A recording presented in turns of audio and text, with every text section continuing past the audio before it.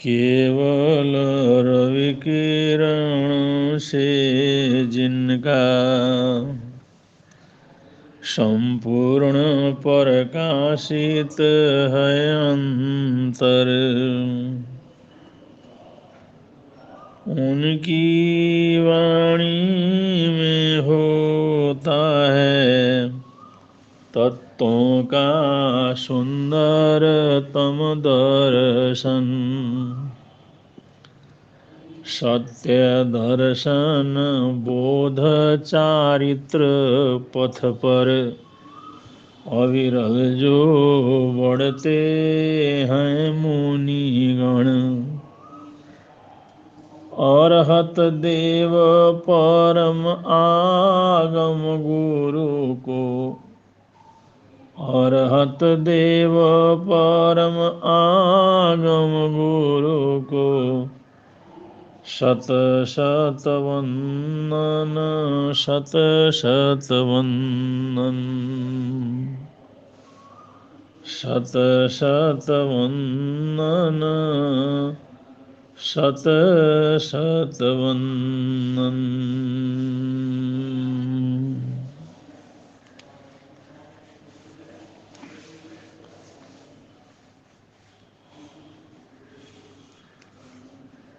दुनिया में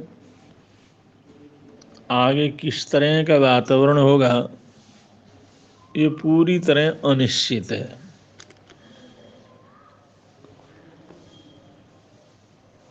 किसी ने सोचा भी नहीं था कोरोना जैसा वायरस, ऐसे कोरोना की महामारी पूरी दुनिया को ठप कर देगी। लाखों लोगों को मौत के घाट उतार देगी। किसी ने कल्पना भी नहीं की थी। कैसी कैसी विपत्तियां, कैसी कैसी महामारियां संसार में आती हैं, इसका एक आभास और अनुभव सारी दुनिया को हुआ। लेकिन हमने देखा कैसी भी भयंकर स्थिति से आदमी गुजरे, लेकिन वो अपने आप को समझाना नहीं चाहता, न समझना चाहता है। और वो ऐसा नहीं सोचता मैं भी इसी दुनिया का एक हिस्सा हूँ, बल्कि वो सोचता है मैं तो जिंदा हूँ ना, मेरे पास तो सब कुछ है, मैंने तो बहुत कुछ करना है। कोरोना जैसी महामारी के माध्यम से गुजरने के बाद भी जैसा भावनात्मक सुधार और सोच में परिवर्तन आना चाहिए, ऐसा कुछ दिखता नहीं है। आगे ये हमारा पूरा विश्व, जो विश्व परिवार के रूप में है,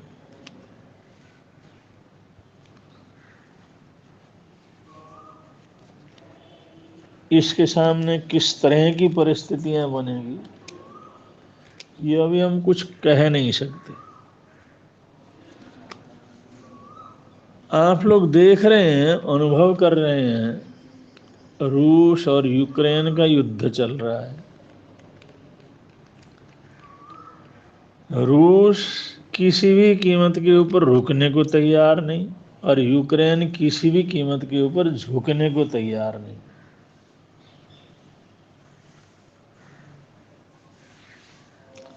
और दुनिया के जो बहुत बड़े बड़े देश हैं, वो लोग अपने स्वार्थ के लिए, अपने हथियारों की बिक्री के लिए, अपने फायदे के लिए किसी के पीछे भी खड़े हो जाते।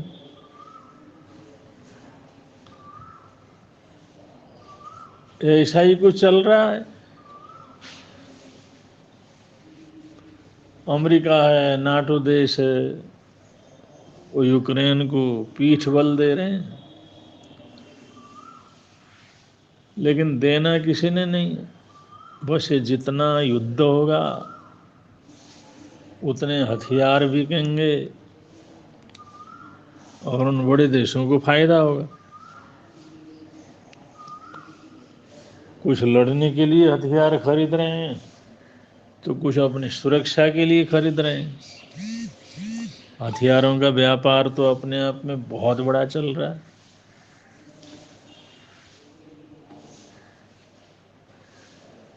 अब रूस के समक्ष यूक्रेन है, 2 महीने से ये युद्ध चल रहा है और कितना विनाश हुआ है।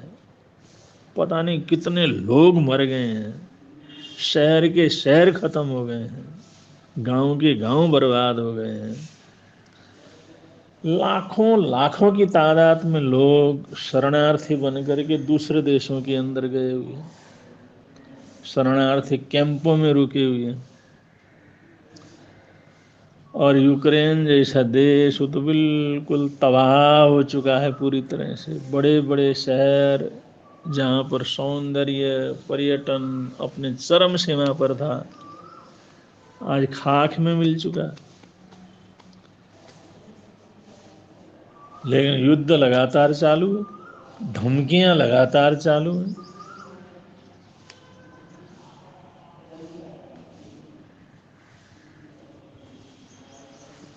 अब ये युद्ध जो चल रहा है इसका मकसद क्या है?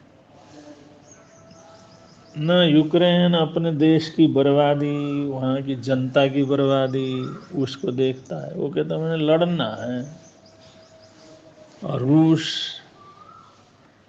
अब इतना कुछ करने के बावजूद भी वो कहता जब तक अगला पूरी तरह से सरेंडर नहीं होता तब तक मैं रुकने वाला नहीं।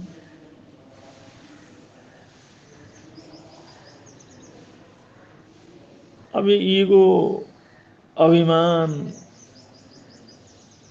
जो कुछ भी है, भयंकर युद्ध चल रहा है, दर्दनाक युद्ध है। जहाँ पर एक गोला बरसे तो वहाँ पर क्या हालात होता है, जहाँ पर हजारों गोले रोज बरसते हैं, अग्नि की वर्षा होती है, विध्वंस हो रहा है, कोई चीज साबुत नहीं, सब विनाश ही विनाश चारों तरफ फैला हुआ है। फिर भी युद्ध विराम की कोई स्थिति सामने नजर नहीं आ रही। सिर्फ इतना ही नहीं है, और लगातार परमाणु युद्ध की धमकियां दी जा रही हैं, लगातार एक दूसरे को नीचा दिखाने का प्रयत्न किया जा रहा है। तो इसका परिणाम क्या होगा? अगर हम शांति से सोचें, इस दुनिया का या सभी देशों का, नागरिकों का क्या भविष्य है, क्या हो सकता है, कितने बड़े विनाश हमारे देश इस विश्व के अंदर हो सकते हैं, इसका कोई अनुमान नहीं लगा सकता। उधर तुर्की इराक के कुर्द क्षेत्र के अंदर युद्ध कर रहा, लगातार लगातार बमबारी कर रहा। तुर्की कुर्दों को समाप्त करना चाहता है। इराक का एक हिस्सा कुर्द के अंतर्गत, कुर्द लोग हैं इराक के एक हिस्से में। तो तुर्की चाहता है इसी मौके पर मैं कुर्द को पूरी तरह खत्म कर दूं। वहां भी युद्ध चल रहा है, उसके क्या परिणाम होना कुछ पता नहीं। तीसरा मोर्चा चल रहा है चीन और ताइवान के बीच में। चीन शक्ति संपन्न देश है, हथियारों का भयंकर जखीरा उसके पास है, संपन्न देश है, और वो ताइवान को अपना हिस्सा समझता है। और ताइवान किसी भी कीमत के ऊपर चीन के अंतर्गत जाना नहीं चाहता। उसी बात को लेकर के निरंतर कुछ न कुछ झगड़ा, कुछ न कुछ लड़ाई तो वहां पर चल ही रहे। तीसरे मोर्चे पर ये युद्ध चल रहा है। तो किंग जोंग उत्तर कोरिया का तानाशाह है, वो लगातार एक के बाद एक ऐसे हथियारों का परीक्षण कर रहा है दक्षिण कोरिया को डराने के लिए। उत्तर कोरिया के पीछे एक महादेश है, दक्षिण कोरिया के पीछे दूसरा महादेश है, और हथियारों का परीक्षण एक दूसरे को डराने में लगे हुए। अब उसका परिणाम क्या होगा ये किसी को कुछ पता नहीं।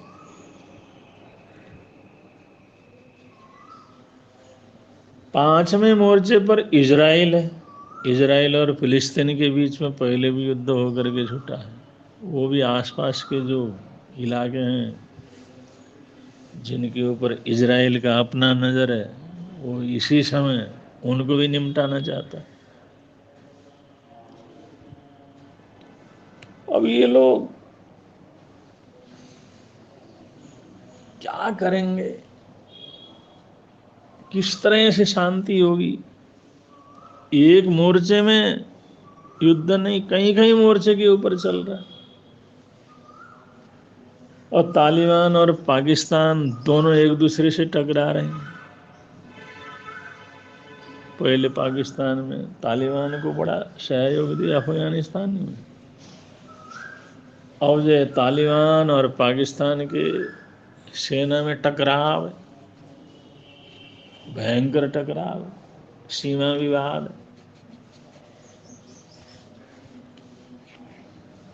बहुत से तालिबानी अतिवादी पाकिस्तान को नस्त नाबूद करने में लगे हुए, और पाकिस्तान सोचता है हमने तो पाला है, हम तालिबान को नष्ट करेंगे। तो ये मोर्चा भी बड़ा भयंकर है। तो ऐसे पूरी दुनिया में अभी 6 मोर्चे के ऊपर तो युद्ध चालू ही है, और बहुत से देश जैसे उसमें भारत है, ये अपनी सुरक्षा के लिए, अपनी सीमा सुरक्षा के लिए, ये तो पक्ष विपक्ष में तो नहीं है, लेकिन अपनी सुरक्षा तो करनी पड़ेगी। कब किस दिशा से, किस सीमा से कब कौन सा दुश्मन आ जाए कुछ पता नहीं है। इसलिए भारत जैसे देश अपनी सुरक्षा के लिए पूरी तरह से सन्नद्ध हो रहे हैं। इसका मतलब सैनिकों को तैयार करने में, युद्धाभ्यास करने में, और युद्ध पोत लेने में, अत्याधुनिक हथियारों को खरीदने में, क्योंकि मजबूरन लगे हुए हैं, क्योंकि अपने देश की सुरक्षा के लिए, अपनी सीमाओं की सुरक्षा के लिए ये सब करना इनकी मजबूरी है। तो पूरी दुनिया में एक युद्ध का वातावरण, एक दूसरे को मिटाने की प्रतिस्पर्धा चल रही है। और एक दूसरे को मिटाना कितना कठिन काम हो सकता है, ये रूस और यूक्रेन को देख करके समझा जा सकता है। कहाँ रूस की ताकत, और उसके सामने यूक्रेन है। अब यूक्रेन तो उसके हिसाब से छोटा सा ही देश है, लेकिन निरंतर लड़ रहा है, वो निरंतर उसका मुकाबला कर रहा है।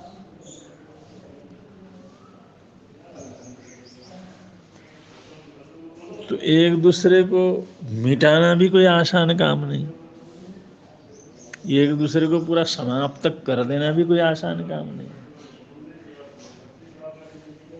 अगर ऐसा काम होता तो आज रूस पूरे यूक्रेन को कब्जे में करके अपने में मिला लिया होता। क्योंकि आज पूरी दुनिया के आपसी ऐसे संबंध हैं, कुछ अंतर्राष्ट्रीय कानून हैं, कुछ अंतर्राष्ट्रीय कुछ मर्यादाएं हैं जिन्हें मजबूरन पालन भी करना पड़ता है।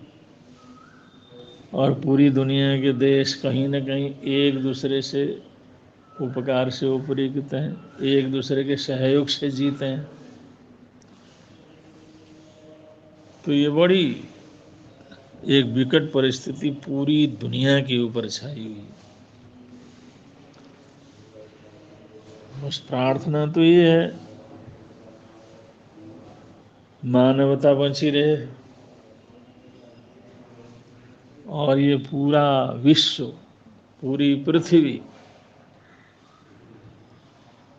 पृथ्वी का जो प्राकृतिक वैभव है वो नष्ट होने से बचे, हमारी पृथ्वी का जो पर्यावरण है उसकी सुरक्षा हो, ये पूरी तरह धूल धसरी न हो जाए।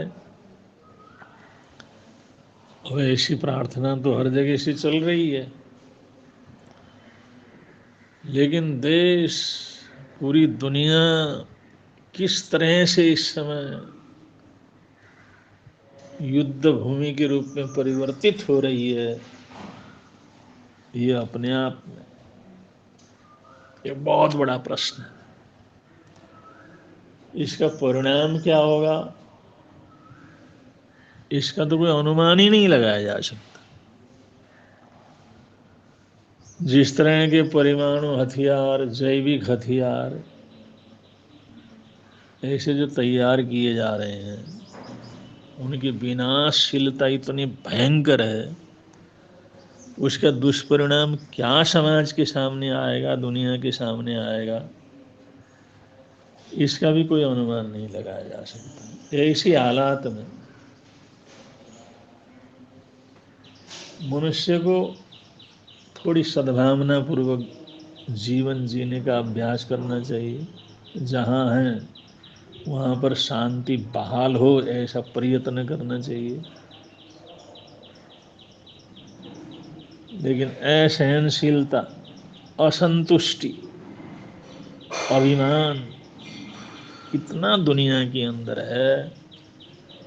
चारों तरफ युद्ध का वातावरण है, बीच में हम बैठे हुए हैं, लेकिन फिर भी उनको उन बुराइयों से पूरी तरह से मुक्त होने की प्रेरणा उसको नहीं मिलती, और कहीं न कहीं किसी न किसी परेशानी में, किसी न किसी दुर्भावना में, किसी न किसी क्रोध में, किसी न किसी ऐसे पाप प्रवृत्तियों के अंदर जीते रहते हैं।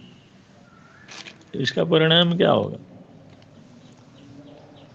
आखिर बुरे का परिणाम तो बुरा ही सामने आता है। तो ऐसी स्थिति चल रही है पूरी दुनिया में। विश्व युद्ध के कागार के ऊपर हम खड़े हैं, और हथियारों के ऊपर हम बैठे हुए हैं, बमों के ऊपर बैठे हुए हैं। किस समय क्या होना है इसका कोई अता पता नहीं है। बस हम सबको ऐसी शांति से बैठ करके शांति के लिए कुछ प्रार्थना करनी चाहिए, कुछ अपने सद्भावनाओं का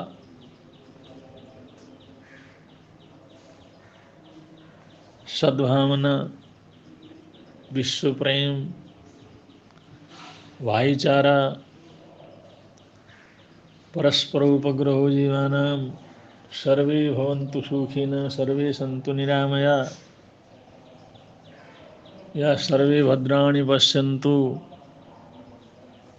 या मा कश्चित् दुःखभाग् भवेत्। वसुधैव कुटुम्बकम,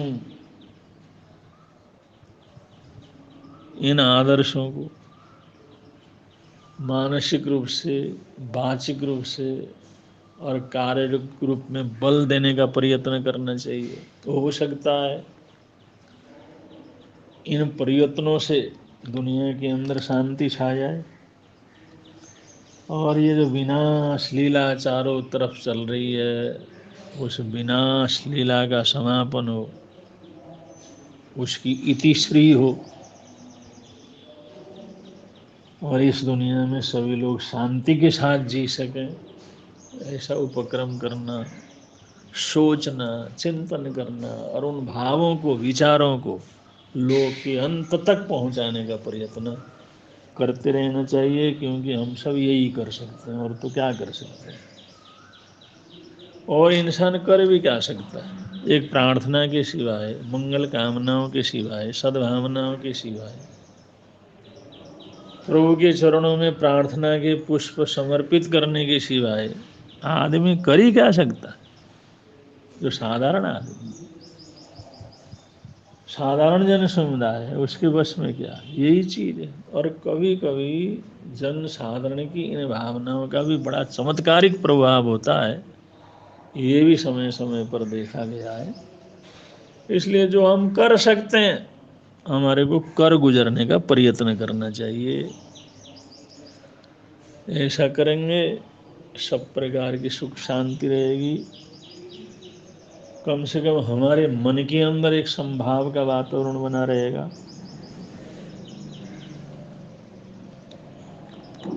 हम स्वयं एक शांतिमय जीवन जी सकेंगे